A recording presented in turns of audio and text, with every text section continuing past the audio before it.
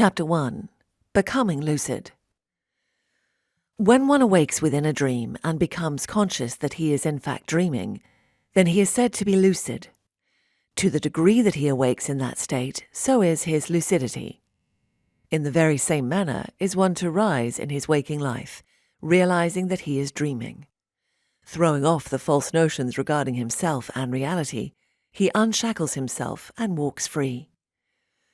A lucid one knows, I am not the body, I am not the field, rather I am the dreamer. What you do not know, you cannot understand, and what you do not understand inevitably has mastery over you. Knowledge is power, and to know reality is the greatest power. The manifest reality of the individual, the train journey, the one you do not remember boarding, nor do you expect to disembark, is to be understood. It is not that it is dreamlike, that it shares attributes with the nightly sojourns of dream sleep. It is itself a dream. The protagonist is the same in both. He is the dreamer. The defining factor is, does he know he is dreaming? In dream sleep, people move from room to room, ever flowing downstream, yet, in truth, they have no idea where they are in time or space. Yet this does not stop the train. Why is that? The dreamer has no true idea about what is going on, neither can he state the reality of what has happened in the past, yet the train does not stop. Why is that? To become lucid, one must know that all is a dream and live accordingly. It is not enough to philosophize on this fact or consider its import. It must be known with the same conviction of one's own being. You have to think like a dreamer, you have to act like a dreamer, and you have to talk like one who knows he is dreaming. See reality correctly, only then can you be absorbed in it. The first thing that must be done is to look around your train carriage, your room, and begin to demolish everything that is not necessary, and everything that is not constructed of truth. In the end, your waking life will be like that of your dream sleep. You will traverse the manifest reality without the enormous baggage of false ideas that burden your waking state. Until now, you have made every effort to furnish your room with knowledge, assertions of truth about yourself and your reality, as if souvenirs of your travels in the self. But they have done little but obscure your vision and weigh on you. Now you must endeavor to walk the other way, and, seeking no knowledge, instead tear apart your convictions until the bare walls around you become visible again. The foundational ideas in any room are space, time, causality, and personality. Where am I? What time is it? What is happening? And who am I? Naturally, in waking life, these questions arise upon cognizing one's own being, and are answered as befitting the knowledge of the dreamer and the situation he finds himself in. The problem is that these questions do not have truthful answers. Nobody can answer these correctly, and all attempts are assumptions only. To become lucid, one must not attempt to find more accurate answers to these questions. Instead, he must abandon the desire to answer them at all. When asked, say, I don't know. This is the only correct answer to, not only the foundational questions, but all that arise from them. You think you are in your bedroom reading this work, but you don't know that. You think it is evening, it is spring, and you have recently entered your 34th year, but you don't know that. You think so many things, and they hang like fading works of art upon your walls, but you don't know anything. Answering with anything other than I don't know is painful, breaks lucidity, and impedes the enjoyment of the dream. Saying I don't know to the question, where am I, takes one out of the illusion that the current room actually has location. In a dream, this knowledge is not held, for it is not needed. Even the attempt to answer it would befuddle the mind, as no right conclusion could be made. This is equally so in waking life, and yet there is the persistent idea that the body is currently in one point in space and will traverse to another. Similarly, when thinking, what time is it? That is, the thought about where one falls in a timeline, say, I don't know. Whether the narrative begins at the birth of the body, the start of the week, or moments before, None of these answers is the truth. Therefore, this knowledge too is not needed, for, as in dream sleep, one dream effortlessly follows another. Whether one has any idea about it or not, toss this knowledge into the sea. What's going on and what happened are questions that speak to the relentless desire for one to know what is happening, not only in one's own dream, but also in the dreams of others. This too must be let go of if one is to keep moving happily.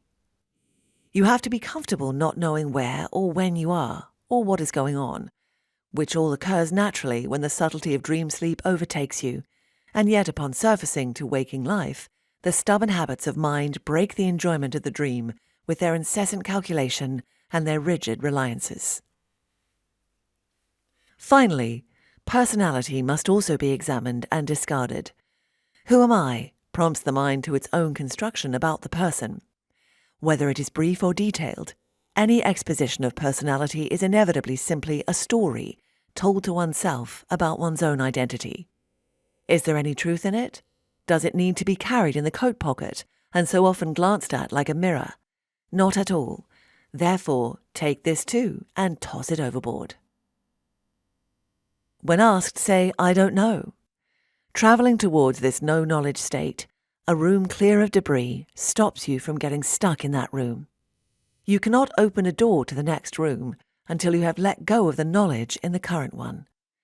Therefore, saying, I don't know, allows one to quickly move from room to room without getting stuck anywhere.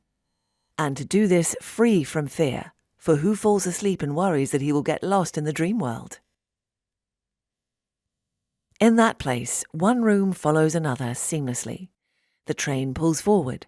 One doesn't know what will follow what. Time need not unfurl in an orderly way, yet there is peace in the process.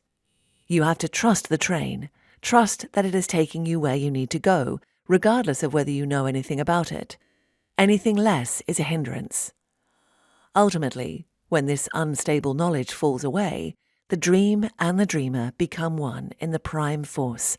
Subject and object merge and disappear, yet being and experience remain. This is lucidity. The second thing one must do is to correct the vision, to endeavour to see the manifest reality as it is.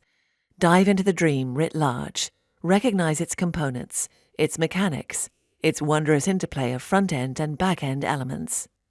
Experiment with the mechanics of it all. Know it to be your life and your personal dimension. Discriminate between the dreamers and the programs. See the latter as variegated manifestations of yourself, created to serve, provide and entertain, each according to their utility. When walking in rooms furnished with programs, try to remove the distinction between your being and their being. Cognize the entire picture with yourself and all the other elements of the dream, those that are visible and those that are not, as one experience, interactive and cohesive. Become one with the thoughts and emotions of the programs, and see your soul expanded past the confines of the body and the person. In the dream state, the dreamer, if he is not lucid, is convinced that other characters are separate entities that populate the world that has spontaneously appeared around himself. Although it can be easily seen through reasoning that there exists no foundation for either the other characters or the world in which they appear. In like manner do sleepers think of their waking world, and give reality to the programs they interact with, and to the world in which they find them. All such strivings aim towards consistently eroding the distinction between the dream and the dreamer, until they flow as one play, with his enjoyment as the engine. In this way should you seek greater and greater lucidity until the truth of the dream nature of reality is your own constant experience. It is not enough that one should seek his own awakening only, nor is it necessary to journey alone. There are ways to help other dreamers become lucid. When you do, take caution and mind the gap. Do not assume that other dreamers live in the same world as you. Other dreamers may be locked into conditions in their dream that are far different from your own, and may be as though 1,000,000 miles away from you. Tread carefully.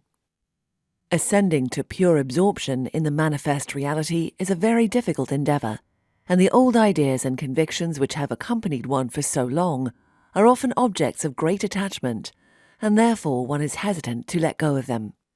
This being said, if the opportunity arises to aid another, then it ought to be taken. When crossing paths in dream space, greet your companion, but when you do say, "Hello, you are the one who can do anything," or "You are the one who can say anything," address them in this way or with any of the other names of the One. Not only is it polite, but it is a simple means to kindle the one consciousness in a dreamer. Such greeting is universal, yet is more befitting when addressing a male. When seeing a female dreamer, it is very nice to remind a woman of her unity with the Mother by addressing her by one of the goddess names. So say, "Hello, you are the one who controls everything," or "You are the one who knows everything." The fire of the Mother's consciousness will also be kindled in her by addressing a lady as such. Finally, there is a brilliant game that one can play. It is called the negation game, or simply negating, and it is very popular in the higher realms. It can be done alone, but it is best played with others. It is very simple, and it goes like this. One party asks a question and the other replies, "I don't know." Again he asks, and again he replies, "I don't know." He goes again, and the reply comes, "I don't know." The question can be anything, although the shorter and simpler the question is the better. The question can also change each time, but repeating the same question produces a better effect. The most popular questions are the foundational ones. Who am I? Where am I? What time is it? And so on. But even prompts such as, "What is your favorite TV show?" or "Why do you think that?" also work. Both the question and the answer need to be given rhythmically in the same tempo, so that one falls deeper and deeper into the negation as it goes on, following the same pattern as one falls. It is a game, but its purpose is high-minded. Negating not only allows one to destroy the knowledge in one's room very effectively, but it also allows both parties to move extremely quickly without discomfort. Such is its power that those in the higher realms will draw each other in and ask to negate with one another if they become too energetic for comfort, which can happen even up there. Doing so concentrates the mind in a state of no knowledge, from which one can start to move comfortably when the excess energy has subsided. The form of negation I am referring to is absolute negation. There are two other forms, positive and negative. Positive negation is replacing an idea in the field with another idea, whereas negative negation is removing an idea, so it is as if it never rose in the mind. Negating is so essential in the place where everyone has to go, that the expected answer to any question is, "I don't know." The desire for the state of no knowledge, and to negate in near every instance, is expected in that place. One may even incur censure by simply affirming, that is, giving a substantive reply to any question. Most often, all that is wanted from you is to say, "I don't know." Becoming lucid is difficult, but the rewards are incomparable. There are a few hurdles that dreamers often find themselves encountering on their journey toward greater lucidity. The first may occur upon the realization of the unreality of the majority, or of the reality of the program. Dreamers are so special and powerful that, when seen correctly, it is noticed that they are often separated by leagues of dream space and time, and that which lies in between is a mass of the unreal. In this instance, the feeling of distance can be oppressing. Sometimes one may not see another dreamer for a long time, and this can depress the spirits. This may be exasperated if one drops into experimentation with dream space and simulations. In these cases, it can feel sometimes that one has flown off and may never see another dreamer again, or that he can no longer distinguish simulation from reality. The mother would never leave a child in this predicament, but it should be known that it is she who can take one to the edge and beyond it, so tread carefully. When programs are seen correctly, it can also befall one that he feels overwhelmed by the sheer unreality of the manifest.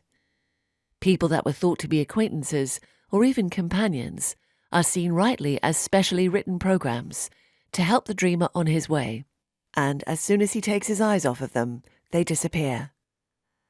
The narrative of the dreamer's interaction with his programs can be very dramatic and intricate.